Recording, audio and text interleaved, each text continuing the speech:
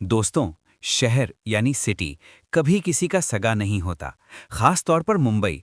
ये शहर सपने देता भी है और पहले ही दिन उन सपनों को पैरों तले कुचल भी देता है। आज की कहानी एक ऐसे लड़के की है जो तमिलनाडु के एक छोटे से गांव नागलापुरम से भागकर मुंबई आया था। जेब में पैसे थे, हाँ थोड़े बहुत थे। सपने थे, हाँ बहुत सारे थे। लेकिन मुंबई पहुंचते ही बैंड्रा स्टेशन के बाहर किस्मत ने उसे पहला थप्पड़ मारा। लड़के का नाम था प्रेम गणपति।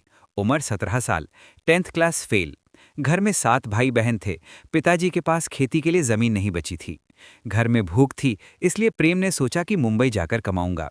लेकिन जैसे ही वो बैंड्रा स्टेशन पर उतरा, कुछ गुंडों ने उसे घेर लिया। उन्होंने चाकू दिखाया। प्रेम की जेब में जो 200 रुपए थे वो छीन लिए, उसका बैग छीन लिया और उसे धक्का देकर भाग गए। सोचिए उस लड़के की हालत। अनजान शहर, भाषा नहीं आती, हिंदी नहीं आती, सिर्फ तमिल आती है।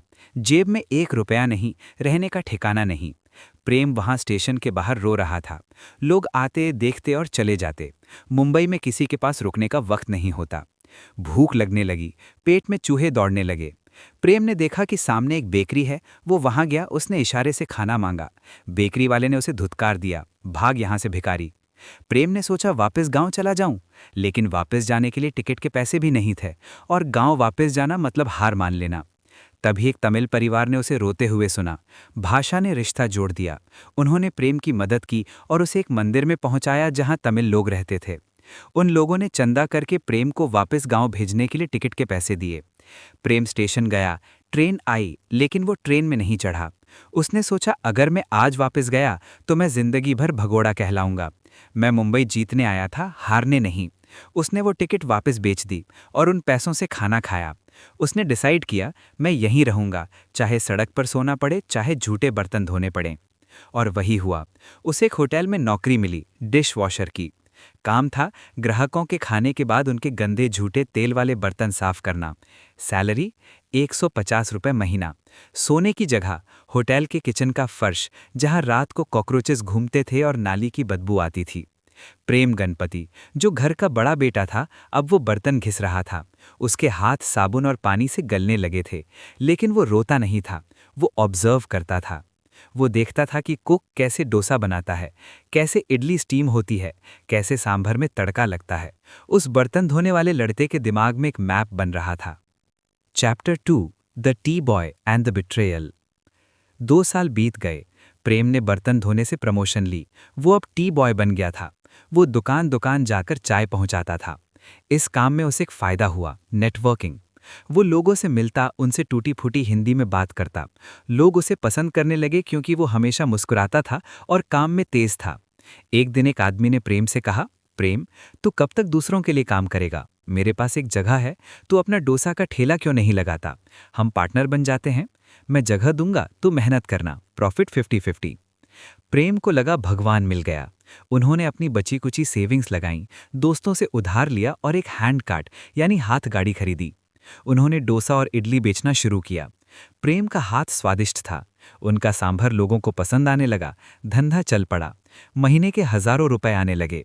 प्रेम बहुत खुश था। उसे लगा लाइफ सेट हो गई। लेकिन बिजनेस में सबसे बड़ा खतरा कॉम्पिटिटर नहीं होता, पार्टनर होता है। जिस आदमी ने जगह दी थी, उसने देखा कि प्रेम तो बहुत पैसे कमा रहा है। उसके मन में लालच आ गया। एक रात जब प्रेम दुकान बंद करके घर गया तो उस पार्टनर ने सब कुछ कब्जा कर लिया। अगले दिन जब प्रेम आया तो पार्टनर ने गुंडे बुला लिए। उन्होंने कहा, ये ठेला मेरा है, जगह मेरी है, तू कौन, भाग यहां से। प्रेम ने बहुत मिन्नतें की, मेरा पैसा लगा है, मेरी मेहनत लगी है। लेकिन उन्होंने प्रेम को मारकर भगा दिया। प्रेम फिर से जीरो पर आ गया। जो 4-5 साल की मेहनत थी वो एक झटके में चोरी हो गई। इस बार दर्द भूख का नहीं था, इस बार दर्द धोखे का था। लेकिन प्रेम अब वो 17 साल का डरपोक लड़का नहीं था। उसने आंसू पोंछे। उसने सोचा, वो मेरी जगह छीन सकते हैं, मेरा ठेला छीन सकते हैं, लेकिन मेरा हुनर कैसे छीनेंगे? डोसा बनाना मुझे आता है, उन्हें नहीं। प्रेम ने ठान लिया, अब मैं किसी पार्टनर के साथ काम नहीं करूंगा, अब मैं अपना ब्रांड बनाऊंगा। Chapter 3, the recipe of 108 dosas, innovation. साल 1997, वशी, नवी मुंबई। प्रेम ने फिर से शुरुआत की। एक नया ठेला लगाया, लेकिन इस बार उन्होंने एक नई स्ट्रैटेजी अपनाई। उन्होंने देखा कि मुंबई में हजारों डोसा वाले हैं। सब वही सादा डोसा, मसाला डोसा, मैसूर मसाला डोसा बेच रहे हैं। अगर प्रेम को जीतना था तो उन्हें कुछ अलग करना था। उन्होंने सोचा, मुंबई के लोगों को चाइनीज खाना बहुत पसंद है। Noodles, Manchurian, Schezwan sauce. क्यों न मैं चाइनीज और साउथ इंडियन को मिक्स कर दूं? ये आइडिया रिस्की था।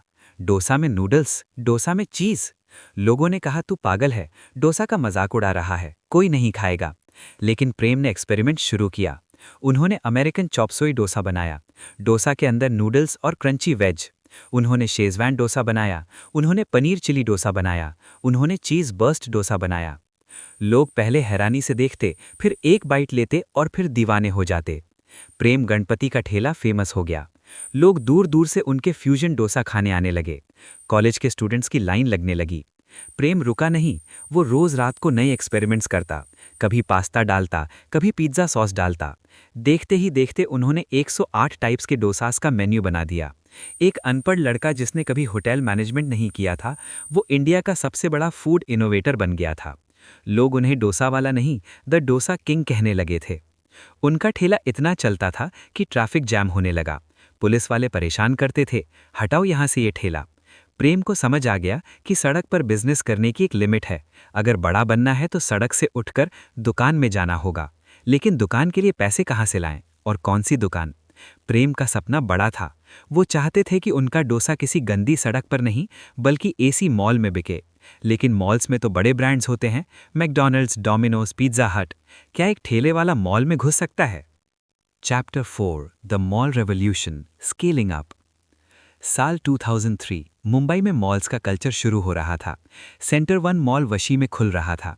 प्रेम गणपति वहां गए। उन्होंने मॉल के मैनेजर से कहा, सर, मुझे यहाँ एक स्टॉल चाहिए। मैनेजर ने प्रेम को ऊपर से नीचे देखा।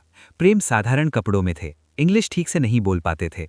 मैनेजर ने हंसा, ये मॉल है, यहाँ इंटरनेशनल ब्रांड्स आते हैं। तुम्हारे जैसा रोड साइड ठेला यहाँ अलाउड नहीं है, हमारी इमेज खराब हो जाएगी। ये रिजेक्शन बहुत बड़ा था। ये वही रिजेक्शन था जो उन्हें बेकरी पर मिला था। लेकिन प्रेम ने हार नहीं मानी। उन्होंने मैनेजर से कहा, सर, आप मेरी इमेज मत देखिए, आप मेरा प्रोडक्ट देखिए। मेरे पास कस्टमर्स की लाइन लगती है। जो भीड़ मेरे ठेले पर आती है वो आपके मॉल में आएगी। मैनेजर नहीं माना। प्रेम ने कहा, सर, मुझे बस एक मौका दीजिए, मैं आपको अपने कस्टमर्स की फोटोज दिखाता हूँ। प्रेम ने कई बार चक्कर लगाए। आखिरकार मैनेजर ने हार मानकर कहा, ठीक है, 3 महीने का कॉन्ट्रैक्ट देता हूं, अगर सेल्स नहीं हुई तो निकाल दूंगा। प्रेम ने मॉल में एंट्री ली। उन्होंने अपने ब्रांड का नाम रखा डोसा प्लाजा। उन्होंने अपने ठेले की क्वालिटी को मॉल के हाइजीन के साथ जोड़ा। पहले ही दिन डोसा प्लाजा के काउंटर पर इतनी भीड़ थी कि मैकडॉनल्ड्स और पिज्जा हट खाली पड़े थे। लोग वही अमेरिकन चॉपसोई डोसा खाने आए थे, लेकिन अब एसी में बैठकर। 3 महीने छोड़िए, वो कॉन्ट्रैक्ट कभी खत्म ही नहीं हुआ। प्रेम गणपति का आउटलेट मॉल का सबसे प्रॉफिटेबल आउटलेट बन गया। उसके बाद प्रेम ने कभी पीछे मुड़कर नहीं देखा। उन्होंने फ्रेंचाइज मॉडल अपनाया, क्योंकि वो हर जगह खुद नहीं जा सकते थे। उन्होंने अपनी रेसिपीज को स्टैंडर्डाइज किया, मसाले का मिक्स बनाया ताकि हर आउटलेट पर सेम टेस्ट आए। आज डोसा प्लाजा के 70 से ज़्यादा आउटलेट्स हैं, सिर्फ इंडिया में नहीं, न्यूजीलैंड, दुबई और ओमान में भी। वो लड़का जो 150 रुपए की नौकरी करता था, आज 50 करोड़ के एम्पायर का मालिक है। वो लड़का जिसका 200 रुपए चोरी हुआ था, आज दूसरों को लाखों की फ्रेंचाइज देता है। प्रेम गणपति आज भी कहते हैं, मेरा स्कूल मेरी जिंदगी थी, मेरा एमबीए मेरा ठेला था। अगर वो गुंडे मुझे नहीं लूटते, अगर वो पार्टनर मुझे धोखा नहीं देता, तो मैं आज भी किसी होटल में बर्तन धो रहा होता। मुश्किलें मुझे रोकने नहीं आई थीं, वो मुझे धक्का देने आई थीं ताकि मैं आगे बढ़ सकूं। Conclusion, the map, the plan, the route. दोस्तों, प्रेम गणपति की कहानी कोई चमत्कार नहीं है, ये एक प्रोसेस है। इस कहानी से हमें 3 चीजें सीखनी चाहिए। 1. The map, start small, dream big. उन्होंने बर्तन धोने से शुरू किया, फिर चाय बेची, फिर ठेला लगाया, फिर मॉल गए। सीधा मॉल में जाने की कोशिश करते तो फेल हो जाते। हर स्टेप जरूरी था। लेसन, शुरुआत कहाँ से करते हो ये मैटर नहीं करता, रुकते कहाँ हो ये मैटर करता है। 2. द प्लान, इनोवेट और डाई। अगर वो भी वही सादा डोसा बेचते रहते तो सड़क पर ही रह जाते। उन्होंने शेजवान डोसा बनाया। उन्होंने मार्केट की नीड समझी। लेसन, भीड़ से अलग दिखना है तो कुछ अलग करना पड़ेगा। Different is better than better. 3. The route, persistence against rejection. Bakery वाले ने भगाया, पार्टनर ने लूटा, मॉल मैनेजर ने रिजेक्ट किया, लेकिन उनका सेल्फ बिलीफ उनकी डिग्री से बड़ा था। लेसन, इंग्लिश आना जरूरी नहीं है, बिजनेस आना जरूरी है। तो आज अगर आपकी जेब खाली है या आपको लगता है कि दुनिया आपके खिलाफ है, तो याद कीजिए बांद्रा स्टेशन पर रोते हुए उस लड़के को, जिसने भूख को अपनी ताकत बनाया, जिसने बर्तन धोते हुए अपना एम्पायर देख लिया था। उठो, अपने ठेले को मॉल तक लेकर जाओ, वक्त आपका है। जय हिंद।